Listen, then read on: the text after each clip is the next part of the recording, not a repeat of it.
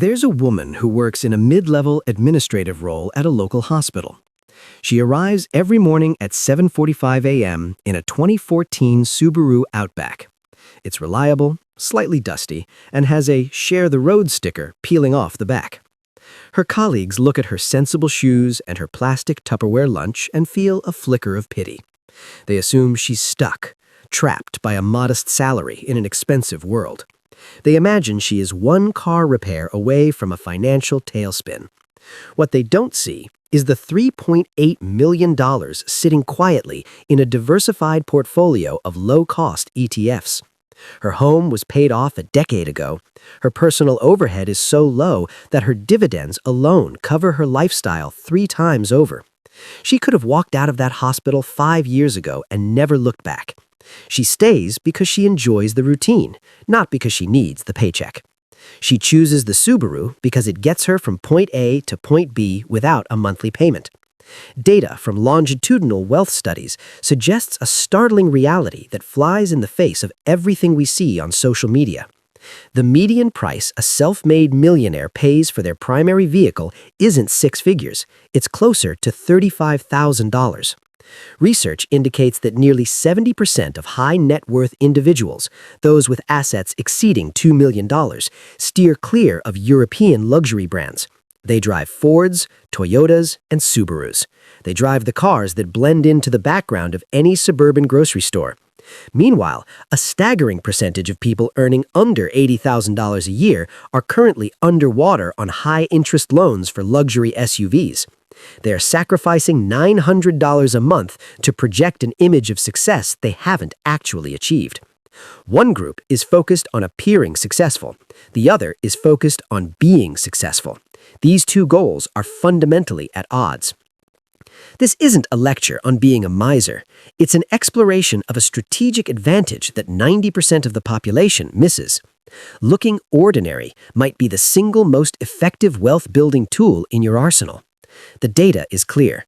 The people who actually accumulate significant capital behave nothing like the people the media portrays as wealthy. The research into this phenomenon is not just anecdotal, it is foundational to understanding the modern economy.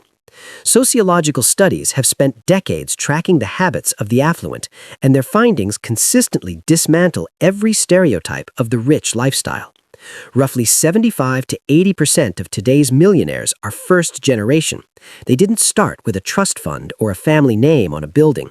They built their net worth from zero through a series of quiet, disciplined decisions. Interestingly, these individuals are disproportionately found in middle-class, tree-lined neighborhoods or even blue-collar communities, not behind the guarded gates of elite enclaves. This discovery often baffles analysts who expect wealth to migrate toward visible luxury. The logic, however, is airtight. The moment you move into a prestigious zip code, your cost of existence spikes. It isn't just the mortgage, it's the social tax. It's the pressure to match the landscaping, the private school tuition, and the high-end SUV in the neighbor's driveway. The high-earning professional, the surgeon, the corporate lawyer, the senior executive, is often the most financially fragile person in the room. They are playing what we call the visibility game. Because their status is tied to their profession, they feel a biological urge to broadcast their success. They devote a massive percentage of their high income to positional goods, items that serve no purpose other than to signal their rank in the hierarchy. Actual wealth builders play a different game entirely. They view every dollar not as a tool for consumption, but as a seed for compounding. They've done the mental math. They know that a $1,000 a month lease on a luxury sedan, if diverted into a total stock market index fund at a 7% return, becomes nearly $1,200,000 in 30 years. They're not looking at the leather seats. They're looking at the 7-figure opportunity cost.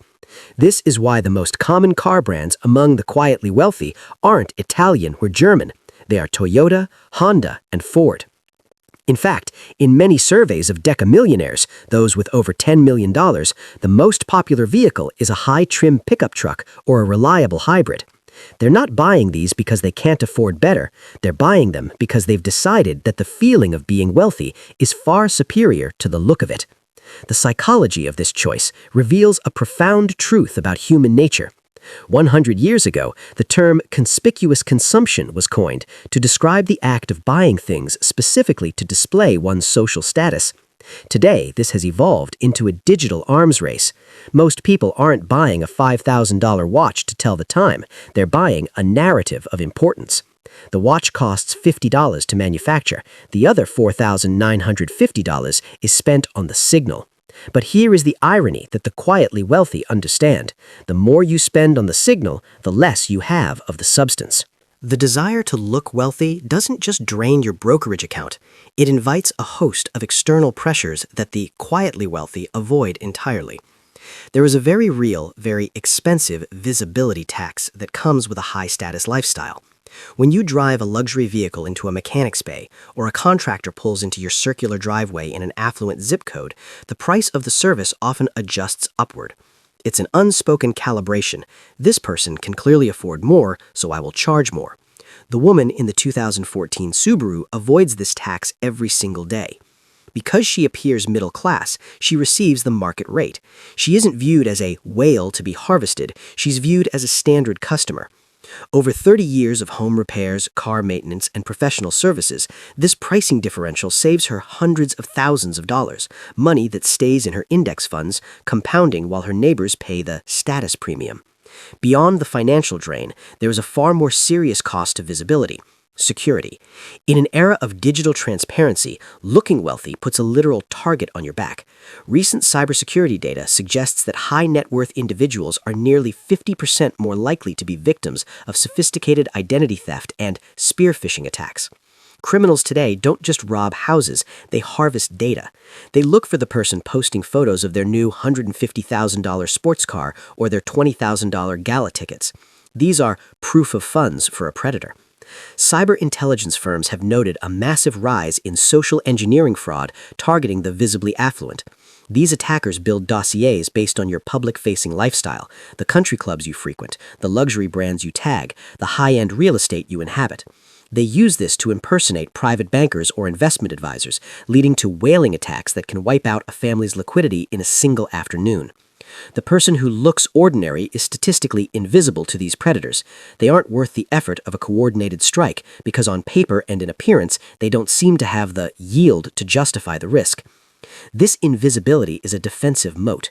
By opting for a modest exterior, the stealth wealth practitioner isn't just saving on car payments, they are purchasing a level of privacy and protection that no home security system can provide. They understand that in a world of increasing digital vulnerability, the ultimate flex isn't being known, it's being untraceable. Beyond the financial and security advantages, there is a profound psychological benefit to looking ordinary that money literally cannot buy: authenticity in relationships. High net worth individuals who lead a visible lifestyle often report a paradox of trust. As their visible wealth grows, their ability to discern the true intentions of those around them shrinks. They can never be entirely certain if a new friend, a romantic partner, or even a distant relative is interested in them or the lifestyle they provide. The woman in the 2014 Subaru never has to wonder. Her friendships are forged in the neutral territory of shared interests and character. Because she doesn't lead with her balance sheet, she filters out the status seekers and hangers-on before they ever enter her inner circle. Her social life is an honest reflection of who she is, not what she owns. There is also a significant professional advantage to this social invisibility. In a workplace, visible wealth creates friction. When a manager drives a car that costs 3 times their annual salary, it creates a psychological chasm. It breeds resentment during salary negotiations and skepticism during belt-tightening phases. However, the stealth wealthy professional maintains the ultimate upper hand, the power to walk away. Because they don't look like they have millions, their employers assume they are motivated by the next paycheck. This allows the stealth wealthy practitioner to negotiate from a position of absolute internal strength while appearing to be a team player. They aren't the rich guy everyone is watching, they are the reliable expert who happens to be unshakable. They have go-to-hell money, but they keep it tucked away in a plain manila envelope. This dynamic extends to family life as well.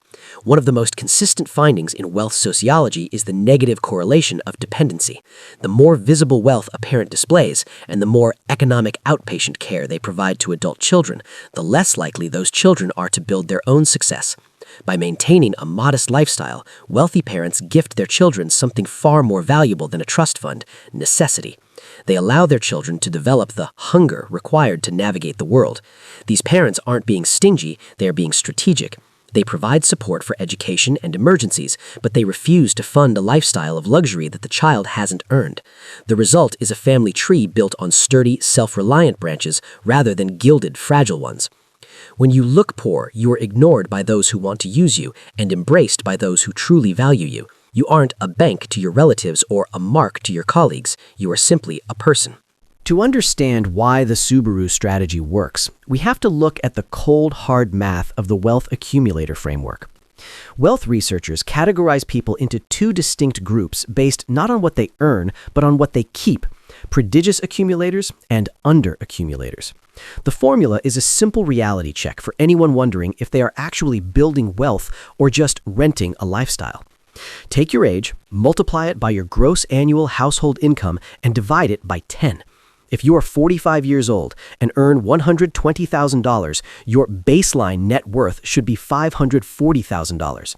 A prodigious accumulator, the person driving the 10-year-old car, usually has twice that amount. An underaccumulator, the person with the leased German sedan and the designer wardrobe, often has less than half. The underaccumulator is often a high-income earner, perhaps a doctor or a partner at a firm, who understands compound interest intellectually but fails to respect it behaviorally. They are trapped in the better-than trap. Every purchase is an attempt to stay one step ahead of a peer group that is equally broke and equally desperate to look successful. They are spending million-dollar choices on 5-minute thrills. A $50,000 difference in a car purchase, if left to compound at 8% over 25 years, represents over $340,000 in lost retirement capital. That is the real price of the leather seats and the status badge. The quietly wealthy person understands that true luxury isn't a brand, it's the absence of anxiety. It's the ability to wake up on a Monday morning and realize that your presence at work is a choice, not a requirement. It's the freedom to speak your mind because no one person or corporation owns your lifestyle. The cultural programming we are fed from birth, the commercials, the social media flex, the cinematic portrayals of the rich, is designed to make you a consumer, not a capitalist. It's designed to keep you on a treadmill of visible consumption that ensures you stay financially fragile. Breaking free from this programming requires a fundamental shift in identity. You have to decide that being a millionaire is more important than looking like one. You have to realize that the person in the parking lot with the faded paint and the dented bumper isn't struggling. They are winning a game that most people don't even realize is being played. In the end, wealth isn't the car you drive, the watch on your wrist, or the neighborhood you live in. Wealth is the number of days you can live without working. It is the security of knowing your family is protected. It is the silence of a paid-off mortgage and the steady growth of a boring index fund. Looking poor isn't about being cheap. It's about being free. Because at the end of the day, you can either have the jewelry or you can have the gold. You can rarely have both.